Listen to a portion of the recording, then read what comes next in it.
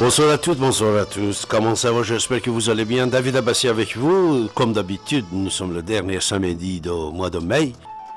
Voilà. Restez avec moi. Tout à l'heure, j'ai un invité qui je l'attends, c'est Paul Kaya. Paul Kaya, c'est un ancien ministre d'État de Congo. Il était ministre de Congo dans les années passées, n'est-ce pas? Et ce soir, on va parler de l'Afrique, des conflits, des problèmes qui peuvent exister dans ce pays-là. Ici et maintenant, 24 heures sur 24, sur Internet, ici et maintenant.com. Vous êtes à l'écoute de la radio Ici et Maintenant sur 95 de FM et sur l'internet ici et maintenant.com.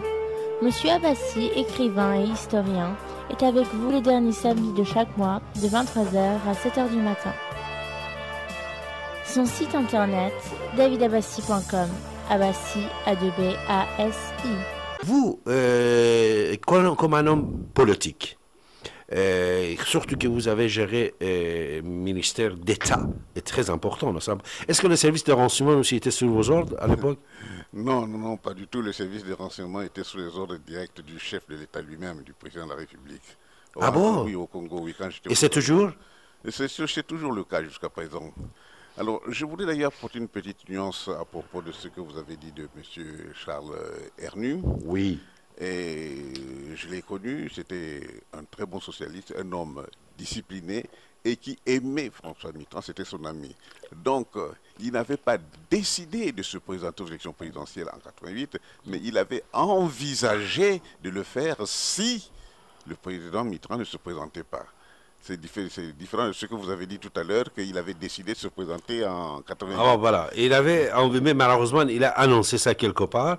Il y avait d'autres candidats qui ne voulaient pas que Charles entre dans cette champ de combat. C'est-à-dire, il a diffusé l'information avant d'être sourd de trucs. Et voilà, le commenter. Et quand Roger Lick, il avait conseillé, quand il était chez lui, à la maison, de ne pas démissionner, puisque même j'ai entendu, on disait que c'est Mitterrand qui l'avait demandé de démissionner, mais comme Roger Lick nous dit, non, Mitterrand, il était Mitterrand, il était fidèle avec deux personnes, Roland Dumas et Charles Reynaud, n'est-ce pas, Roger? Voilà, mais il faut reconnaître une chose, c'est que Mitterrand ne l'a pas retenu. Oui. Il a dit, vous faites ce que bon vous semble. Voilà, c'était Mitterrand ça aussi. Hein. Mais il ne l'a pas retenu du tout. Il a peut-être été déçu aussi de ce côté-là, il faut bien reconnaître aussi. Hein. Voilà. C'est-à-dire, il avait envie d'entendre de bouche de Ah, monsieur... oui, moi je pense que si Mitterrand lui avait dit, je n'accepte pas votre démission et vous restez, je pense qu'il serait resté. Mais il attendait de la part de Mitterrand, il attendait qu'il lui dise non, je n'accepte pas votre démission. Il a dit, vous faites ce que bon vous semble, par conséquent, vous avez envie de démissionner, vous démissionnez. Et c'est là où il a été profondément déçu et très amer. Bon, il a reçu une ovation après de la part des militants du Parti Socialiste, il faut reconnaître, mais ça n'a pas duré longtemps. Ça n'a pas duré. Non, parce que Fabius d'une part et Jox d'autre part aussi. Hein, ils ont Jox aussi, il était dans le camp de Fabius. De Fabius, oui, bien sûr. Bah, ce sont deux énarques, hein. Tu comprends? C'est pour ainsi dire... si tu veux, l'école Léana, qui était toute maîtresse dans la vie politique française à l'époque, et même maintenant d'ailleurs encore, qui tenait le terrain et qui ne voulait pas perdre justement leur précaré, pour ainsi dire. C'est tout. Alors, Paul Kaya, vous étiez également ministre de l'économie. Oui. Pendant combien de temps? Eh bien, la première fois, c'était pendant 2 ans. Oui. Et la seconde fois, ça a été pendant 3 ans. Alors, comment ça se fait que dans certains pays, même ici en France, on peut constater, l'individu, il est ministre de l'État, il devient ministre de l'économie, le lendemain peut-être ministre de la Défense, ministre de la Santé. Pardon, je suis un peu enrhumé. Alors, au moins, un peu de professionnel, et ça ne demande pas d'être ministre. Je ne parle pas de vous, hein, de choix qui peuvent exister dans le monde entier. Oui. Par exemple, on bascule les ministres d'ici ailleurs, d'ailleurs ici, mais la fonction qu'ils prennent en main, ce n'est pas dans les études qu'ils ont fait exactement, tu vois. Oh non, dans les pays africains, c'est surtout en fonction de leur capacité, des études qu'ils ont faites. Parce que, en fait, dans les pays africains, la politique, l'animal politique, c'est le chef de l'État. D'accord. Les ministres occupent tous des postes qui sont des postes techniques. On nommera aux finances une personne qui s'y connaît en matière de finances, qui a fait sa carrière dans les finances. On nommera à la justice un magistrat ou un avocat. Et à l'éducation nationale, c'est généralement un enseignant qui est nommé. Parce que les États africains sont des États qui sont encore assez jeunes, de telle sorte que c'est une personne qui a fait ses preuves dans un domaine.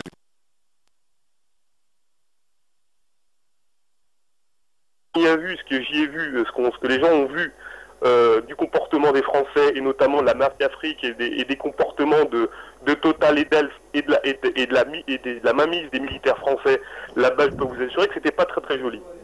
Et tout ça avec les complicités des gouvernements socialistes qui se refilaient le bébé des gaullistes et des réseaux focards et des accointances de tonton Mitterrand avec son petit fiston.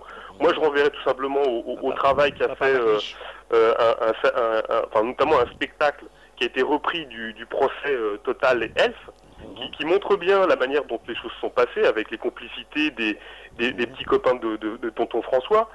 Donc moi je me dis que si les auditeurs ont envie d'avoir un espèce de panorama sérieux de ce qui se passe en Afrique et des incohérences des militaires avec les intérêts bien compris de l'impérialisme français, ils ont intérêt à se reporter sur les travaux de feu François-Xavier Verschave et de s'intéresser à l'association Survie qui fait un travail assez exceptionnel depuis quelques années, qui malheureusement n'est pas mis au devant de la scène pour des intérêts dont on comprend bien qu'ils sont très peu abrités.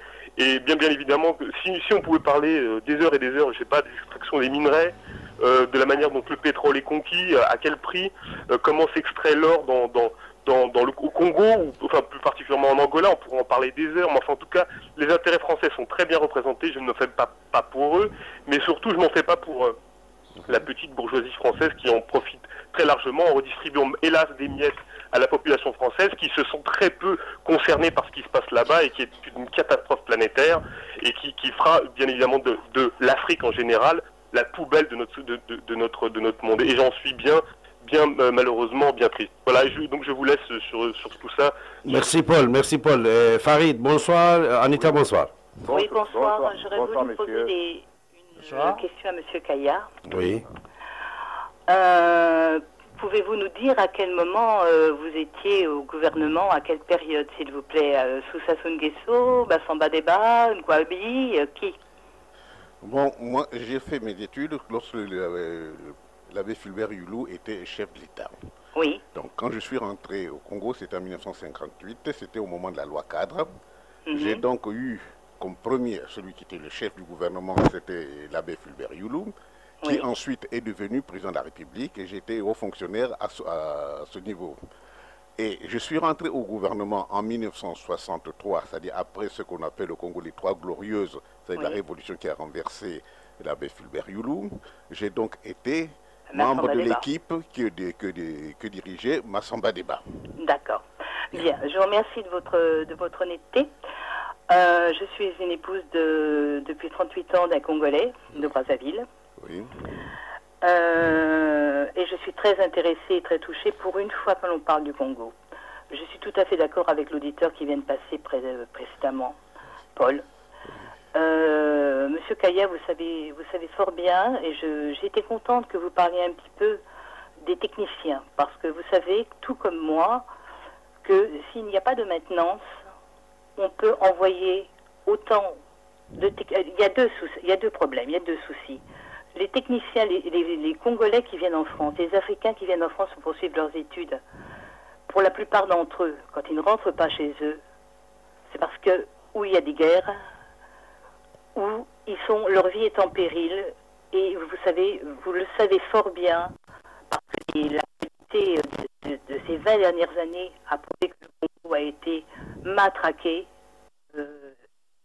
volé, pillé de sa jeunesse, pillé de ses enfants. Le Congo a été massacré et tué. Vous sentez mon émotion parce que ce pays, je l'aime véritablement de tout mon cœur. Et grand nombre de ma famille sont partis, sont tombés avec Marianne Gouabi et avec l'arrivée de Sassou Nguesso. Donc, monsieur, vous savez également pourquoi de nombreux Congolais ne sont pas retournés au pays. Ils ne sont pas retournés au pays tout simplement parce qu'ils ne pouvaient pas, sinon leur vie était en danger. Deuxièmement, les exécutions ont été sommaires. Il y a eu énormément de morts. Il y en a encore. La pauvreté, le sol est riche. Ce pays est riche. Ce pays est pillé. Ce pays a été pillé par les enfants de M. François Mitterrand. Et personne ne peut le nier. Ensuite, toute l'histoire Focard, toute l'histoire Pasqua, toutes ces histoires-là sont des histoires sordides. La France est responsable du malheur du Congo. Et ça, que les Congolais, il faut que les Congolais le disent. Il ne faut pas que les Congolais se planquent parce qu'ils ont la trouille. Il faut que les Congolais soient... Le Congo, aimer son pays, pour moi, c'est aimer son peuple, c'est aimer sa terre, c'est aimer son sol, c'est aimer ses enfants. Ce n'est pas c'est pas leur mettre des fusils dans les mains. Ce n'est pas laisser des femmes se faire exempter, les vieux se faire descendre dans les villages et mourir sur les routes. Ça, c'est pas le Congo que j'ai connu. C'est pas le Congo, c'est pas la joie du Congolais, ce n'est pas l'amour du Congo. L'homme et la femme congolais sont des hommes, sont des êtres forts, sont des êtres de dignité. Ils ont perdu leur dignité à cause de la France. C'est la France qui a fait perdre la dignité de l'Afrique. Et ça, si on ne le dit pas, si on n'a pas le courage de le dire quand on est africain et quand on est congolais, en particulier parce que vous l'êtes, eh bien à ce moment-là, on a perdu son âme ou on l'a vendue. C'est une chose ou c'en est une autre. Maintenant, vous avez parlé également des techniciens. Il n'y a pas de maintenance. Alors tous les techniciens peuvent venir, tous les étudiants peuvent rentrer, ils peuvent avoir terminé leurs études. La France peut envoyer tout le matériel que l'Afrique peut avoir, dont l'Afrique peut avoir besoin. S'il n'y a pas de maintenance, comment voulez-vous que cette Afrique se relève? Le Congo-Brazzaville, imaginez-vous que vous connaissez Orly? Orly a tiré à coup de canon sur le 14e arrondissement. Voilà ce que l'on a fait au Congo-Brazzaville. C'est une honte. Allô? Oui, je vous écoute. Oui. Farid, bonjour Farid. Bonsoir monsieur, bonsoir madame. Donc monsieur Kaya, j'écoute votre réponse. Je vais parler parce que je vais le couper, après je vais vous laisser. Vas-y Farid, on vous écoute Farid. Oui, moi je suis tout à fait d'accord avec ce que la dame vient de dire et puis le monsieur précédemment. Moi je voudrais dire au monsieur d'Afrique et à monsieur Sedoun, Ben Sadoun, c'est ça? C'est ça, Roger Ben Sadoun. Voilà. Moi, je crois qu'en fin de compte, on est en train de se payer de mots par rapport à toute la politique en Afrique et même voire en Europe. Hein. Je crois qu'il n'y a plus de, comment on appelle ça, il n'y a plus les colonies comme dans le temps, mais d'une certaine manière, ce sont d'une autre colonie, c'est la mondialisation, c'est-à-dire c'est l'OMC qui fait la politique aussi bien en Afrique, mais dans le monde entier. Donc, d'une certaine manière, les indépendances, c'est un vain mot, puisque de toute façon, le monde entier est sous une coupelle de financiers.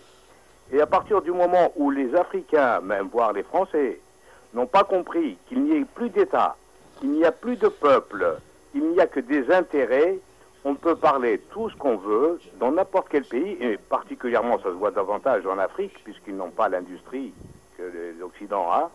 Je crois que la corruption est la première arme de tous les Occidentaux et particulièrement des puissants, ceux qui en les financent. C'est la première. Vous savez, la séduction de l'argent, elle existe chez l'homme en général. Et il manque des hommes intègres. Donc le capitalisme, le socialisme et voire le communisme qui a fait aussi des dégâts, tout ça n'a plus lieu. Enfin, a fait faillite, puisque le résultat, aujourd'hui, on s'aperçoit qu'il y a de la pauvreté, même en Occident. On est en train de mettre en concurrence les uns contre les autres, des ouvriers précaires, en veux-tu, en voilà. Il n'y a que des CDD, il n'y a que des choses comme ça. Et en Afrique, c'est 10 fois pire, bien sûr. Donc, je crois que... Il n'y en a même pas. Il devrait y avoir un autre dogme, si je ne sais pas si on peut dire comme ça, mais une autre idéologie, je ne sais pas laquelle, et je crois que le réveil de l'islam, peut-être, n'est pas pour rien. Oh là là, à la fin de... Farid, qu'est-ce qu'il fait qu'est-ce qu'il fait, Farid? Ben oui. Bon, écoutez, je vais essayer de répondre. Je vais vous laisser écoute à la radio. Et Merci en tout cas, Farid, au revoir. je vous dis que la mondialisation est le nouveau fléau. Voilà. Merci Farid, au revoir, au Oui, revoir. ben oui, vous avez raison. En tout cas, j'étais vraiment... Alors, Anita, notre princesse Anita Paul Kaya, monsieur le ministre, elle attend votre réponse. Oui, je suis vraiment très touché par la sincérité de tous les auditeurs. Et ils ont mis le doigt sur la le problème. franchise. Et la franchise aussi, ils ont mis le doigt sur le problème. Mais en réalité, moi, je parle comme l'expérience que j'ai vécue, moi, dans mon pays, comme celle que j'ai vécue en Europe. Et la suivante, c'est que le développement, c'est d'abord et avant tout l'affaire des Africains. Car on ne développe pas le Congo, on ne développe pas le Tchad, on ne développe pas un pays quelconque, mais c'est le pays qui se développe lui-même. C'est le pays qui fait un effort pour améliorer les conditions dans lesquelles il se trouve, parce que c'est le pays lui-même qui sait quels sont les objectifs culturels qu'il a pour vivre en harmonie dans son espace géographique.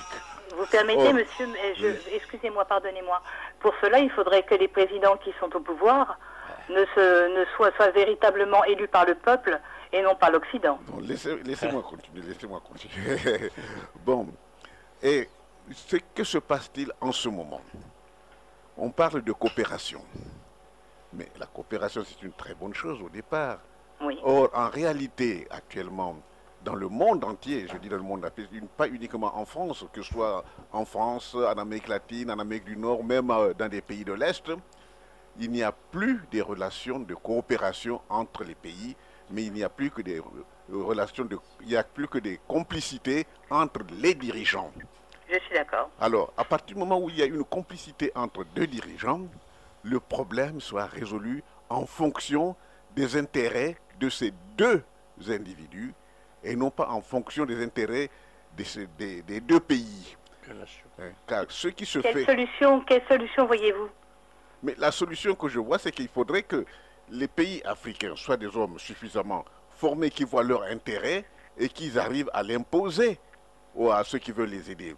Ben oui, mais pour ça, il faudrait que le peuple, quand le peuple se soulève et qu'il va voter, on ne fasse pas voter les morts, par exemple, comme la dernière fois. Mais oui, enfin, écoutez, monsieur Kaya, vous n'êtes pas sans ignorer ce qui s'est passé. C'est votre pays, c'est votre terre. Vous êtes un ancien ministre de Massamba Deba, vous savez très bien que moi, je suis également pour une coopération. Mais moi, je serais peut-être davantage pour un partenariat. Le partenariat, c'est un échange qui me paraît beaucoup plus équitable. Maintenant, effectivement, l'économie, c'est une économie mondiale et il faut voir. Mais on a vendu votre pétrole. Les Américains donnaient davantage. Mais on a préféré la France parce que les vieux intérêts de la France, on n'allait pas les lâcher comme ça, bien entendu. Et puis, vous dites que c'est une histoire de président à président. Donc, actuellement, de Sassou avec aujourd'hui, monsieur Sarkozy, hier, c'était les autres. Mais que faire? Vous dites qu'il faut que la solution vienne de l'Afrique et vienne des Africains. Mais quand les Africains se lèvent, quand mes frères se lèvent, on les abat, monsieur, vous le savez qu'on les abat. On les tue, on les massacre. Mais oui, le problème est le suivant, madame. C'est que lorsqu'il s'agit du développement d'un pays, ce n'est pas une chose qui se fait en un jour. C'est une tâche de longue haleine. Les gens pourront résister quand ils transformeront leur pays, quand ils seront formés. Un pays qui n'a pas d'ingénieurs, mettons par exemple, moi j'ai eu à résoudre beaucoup de problèmes. Par exemple, j'ai voulu lancer un programme. Bon, on l'a étudié, tout était bien ficelé au niveau technique, au niveau financier et tout était bien prêt. Bon, au moment de lancer l'opération, on me dit par exemple, bon, le technicien qui devait aller faire l'étude, mettre les choses au point, n'a pas pu venir parce qu'il a eu des problèmes de la famille, il y a eu ceci, il a eu cela, il n'est pas venu. Donc le projet prend un retard de 2 ou 3 mois. Bon, puis ensuite, au bout de ces 2 ou 3 mois, quand on veut relancer le problème, on dit, ah, il y a les paramètres qui ont varié, donc ça coûte beaucoup plus cher, c'est devenu un autre projet, ainsi de suite, et finalement, en bout de compte, pour mieux terminer les choses, on vient vous dire que nous avons des difficultés, nous aussi, au niveau de l'Europe. Eh bien, le budget qu'on avait mis à votre disposition, au lieu de faire ce travail en 2 ans, nous le ferons maintenant en 5 ou 6 ans. Alors, résultat, donc, le programme ne se fait pas. Mais or, une telle histoire n'arriverait pas à un pays comme Israël, ou l'Afrique du Sud, parce Ah, que, ça c'est sûr. parce que s'ils ont si le technicien français ne vient pas, eh bien les Israéliens ont des techniciens sur place qui font le travail immédiatement Mais et bien tout entendu. démarre. Alors, Mais ce qui monsieur, fait que- mais monsieur, alors Oui. vous êtes peut-être père de famille. Vous savez très bien qu'on éduque un enfant en lui donnant un exemple. On n'éduque pas un enfant en lui mettant des coups. On éduque un enfant par l'exemple. Mais oui, c'est Si pour on ça que le s'adresse problème correctement à numéro son enfant, un... votre enfant va vous respecter et vous rendra une réponse qui sera formulée d'une façon correcte. Si les gens qui président cet État ne sont pas sont corrompus et ne sont pas respectables, comment voulez-vous que votre technicien ne puisse pas trouver des raisons qui ne sont absolument pas louables? Effectivement, il y a un manque de... Le problème, c'est un problème de conscience. La conscience qu'il y avait encore sous Massamba Débat et sous Youlou, mais elle n'existe plus. Elle n'existe plus. Quand va-t-elle revenir? Non, le problème, comme vous le soulignez vous-même, c'est un problème de formation, le problème de l'homme. Oui, Bon, de conscience. mais il ne faudrait pas que nous disions que on doit transformer le Congolais. Il ne se transforme pas comme ça avec une baguette magique. C'est un travail oui. des Congolais eux-mêmes. Mais je vous dis ça. C'est à eux-mêmes de se former, de modifier leur attitude et en les rendant responsables. S'ils Oui, sont responsables. mais tout à fait, Monsieur Kaya. Mais pour les rendre responsables, il faut vous ne pouvez pas rendre responsable et éveiller les consciences d'un homme si cet homme a faim, si l'hôpital général n'est pas capable de le soigner ou de soigner ses enfants ou sa femme. Vous savez très bien ce qui se passe. Il n'y a plus d'hôpitaux. Mais c'est pour cela que je vous dis, le Il n'y problème, a c'est plus un problème rien. de base. Il n'y a plus rien à Brazzaville. Mais oui, mais il ne faudrait pas se dire, madame, qu'il faut mettre les hôpitaux à la place, il faut ceci, il faut cela. Le problème, c'est commencer à la base, du moins laisser développer la base. Si le petit cultivateur du coin, il fait son petit champ d'arachide ou son petit champ de manioc, il arrive à vendre une partie puis l'autre partie pour s'acheter des médicaments, etc. S'il a un petit peu de moyens, il aura quand même une possibilité de faire pression sur son environnement. Et Je suis d'accord. Et c'est au fur et à mesure, de génération en génération, on atteindra quand même une classe de personnes qui seront responsables de leur environnement économique. Et à partir de ce moment-là, les dialogues seront différents et les résultats seront nettement meilleurs. Donc il faut se lancer dans le domaine de la formation des gens, et il faut le domaine de les rendre beaucoup plus responsables et qu'ils aient ce courage, cette force de développement. Mais cette force de développement, ils ne pourront l'avoir que par eux-mêmes. Pour l'instant, nous avons, bien sûr, ce problème de corruption, même si on veut envoyer même des médicaments dans un pays, pas forcément le Congo, mais tous les autres Congos, tous les autres pays, on vous dira, ils arrivent à la douane, eh bien, il y a un blocage au niveau de la douane. Donc, il faut lâcher quelque chose. Bon, si je veux pour aller à la maison avec ces produits, à chaque carrefour de la rue, il y a un blocage. Il y a le policier qui veut quelque chose. Bon, ça, c'est une réalité que nous vivons aujourd'hui. Bachiche, ben oui, tous les Bon, bachiches. nous le vivons aujourd'hui. Il faut y remédier, il faut les remédier. Mais ça, ce n'est pas l'Occident qui va le changer pour nous. Hein. C'est à nous-mêmes. Je ne vous dis pas que c'est l'Occident qui va le changer pour vous, monsieur. Oui. Je dis que actuellement, c'est fort difficile parce que vous sortez, vous êtes dans une situation qui est fort difficile. Tout seul, vous ne pourrez pas. Mais non, Voilà mais pourquoi quand on il n'est pas question de vous le a faire. posé la question sur les Chinois, ça fait très longtemps que les Chinois sont à Brazzaville et les Chinois ont fait énormément de choses. Et à ce moment-là, à l'époque où les Chinois sont arrivés à Brazzaville, les gens ne manquaient pas de vêtements, les gens ne manquaient pas de nourriture, il y avait du travail et la situation n'était pas du tout la même. Et de toute façon, le comportement de nos compatriotes congolais aujourd'hui sont des comportements d'hommes et de femmes abattus. Parce que ce que vous avez connu, vous êtes d'une génération, vous êtes certainement de la génération de mon époux, vous êtes d'une génération qui avait connu l'abondance. Non, on a... Aujourd'hui, ce n'est plus l'abondance, il faut reconstruire le Congo. Non, madame, Tout est à faire. nous n'avons pas connu l'abondance car le Congo n'a jamais été un pays développé. Mais c'est pas un pays pauvre, le Congo, voyons. Mais nous avons connu une bonne gestion du Voilà. peu que nous avions. C'est déjà une abondance. Enfin, si vous voulez, appelez-le comme ça si vous voulez. Mais non, mais le problème, c'est qu'il faudrait qu'on revienne là. Hein. C'était une question de formation d'individus. À partir du moment où le pays prend une certaine orientation politique, on aboutit à des agents de l'État qui sont plus ou moins responsables. Donc, Et un peu moins corrompu, vous voulez dire? si vous voulez, c'est la même chose. Hein. Bah oui, il faut appeler un chien un chien. Hein. Car une personne responsable ne se laisse pas aller à n'importe quel abus. Voyez. Oui, bah en tous les cas, on espère tous que la force, la vigilance et la prise de conscience sera pour demain, parce que les enfants que l'on a, on doit beaucoup à tous ceux qui sont tombés. Un petit peu de respect, quoi. Un petit peu de... C'est fort triste ce qui est arrivé au Congo. Et la France s'est tue. La France s'est tue, des télévisions se sont tues. Nous, on s'est battus pour que des images passent au compte de ce qui se passait au Congo. La télévision française nous disait que les images, il n'y avait pas assez de sang. Et que si on passait un peu trop... on a fait venir M. Sonila Boutancy, que vous n'avez pas ne pas avoir connu. Eh bien, on disait, si on fait venir Sony... on nous demandera, les Français diront, l'Afrique on en a marre, les Africains on en a assez. À ce moment-là, on sera obligé de donner 2 fois plus la parole à M. Le Pen. Voilà ce qu'on nous disait la télévision française à l'époque. Oui. Savez... Et ça, c'était sous Sassou, quand il a fait assassiner Mariam Gwabi. Donc, vous savez, je connais ce pays, je crois, mais véritablement du fond de mon âme. Et vraiment, je pleure ce pays. Maintenant, pour revenir au monsieur qui est à votre côté, je voudrais lui dire que pour moi, il y a un homme qui représentait le Parti Socialiste. Bon, monsieur Badater a fait quelque chose d'extraordinaire. Je crois que c'est ce qu'on devra retenir de ce que le Parti Socialiste a apporté, c'est l'arrêt de la peine de mort. Parce que c'était une ignominie. Je suis tout à fait d'accord avec vous, madame, parce que j'ai travaillé à l'époque pour qu'on arrive à ce résultat. Voyez.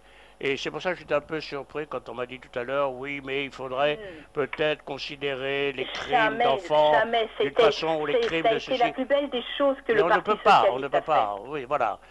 Cet homme-là mérite 1000 fois plus que la Légion d'honneur. Oui. Maintenant, il y a un autre homme qui, pour moi, représente le Parti Socialiste, c'est Mendes France. Madame, oui, que j'ai connu moi personnellement. Moi, j'ai connu sa femme. Simplement. Roger Ben Sadoun, il a travaillé avec Mendes France. Oui, non, j'ai travaillé, c'est-à-dire je l'ai connu surtout. Oui. C'était un ami de mon père. Voilà. Parce que moi, j'ai travaillé avec Madame Marie-Claire Mendes France. Oui, Madame Marie-Claire, mais moi, j'ai connu la première.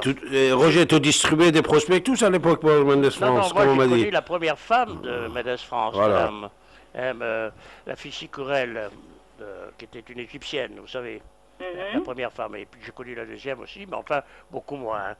Mais vous savez, je crois qu'on s'est un peu trop polarisé sur ce problème de la Légion d'honneur.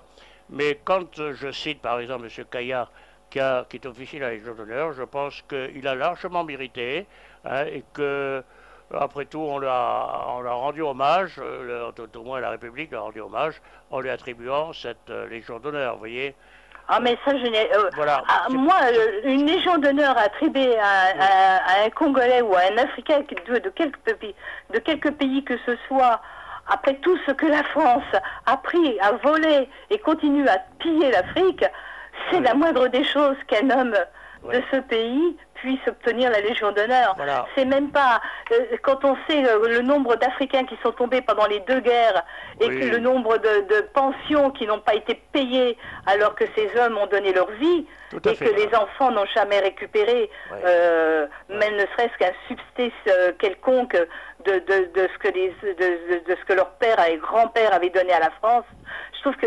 Mais vraiment, je ne sais même pas comment on peut être fier. Je vous dis très honnêtement. Non, je suis né en France, j'ai honte. J'ai honte de ce que la France a fait. Dans un livre que j'ai écrit, j'ai dénoncé justement, vous avez parlé des pensions, de ces pensions, mais vraiment une misère qu'on donnait à ces Marocains qui étaient dans l'armée d'Afrique, qui ont libéré la France.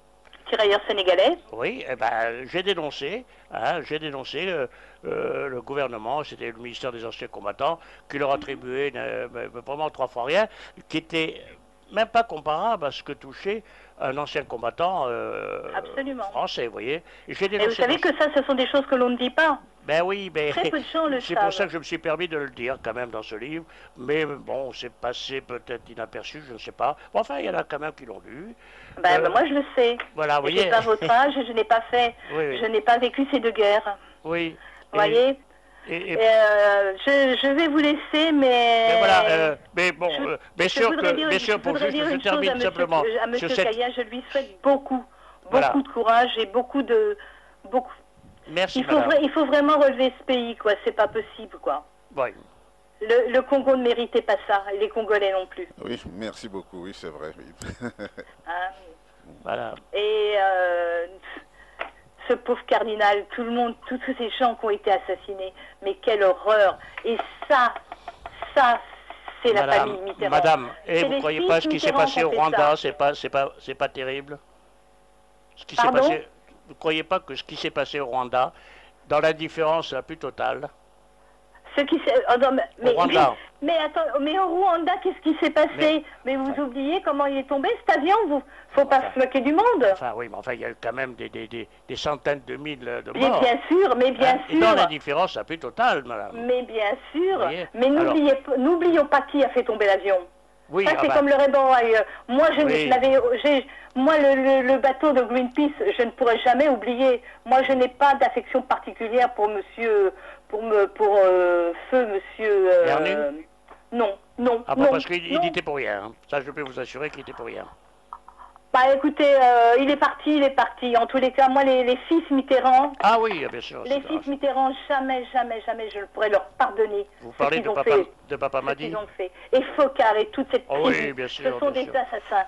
Oui, mais ça, c'est déjà un autre problème, c'est le régime. Ce n'est pas un autre problème, ce problème, il est toujours d'actualité. Il y aura une confiance. C'est le problème des gaullistes, madame. Voilà. On est à ça après 30 minutes que ça a été coupé. Tu peux revenir si les questions qui t'avaient n'ont pas fini. Bon. Puisque les questions dans l'état de toute façon étaient très intéressantes, Paul, n'est-ce pas? Oui.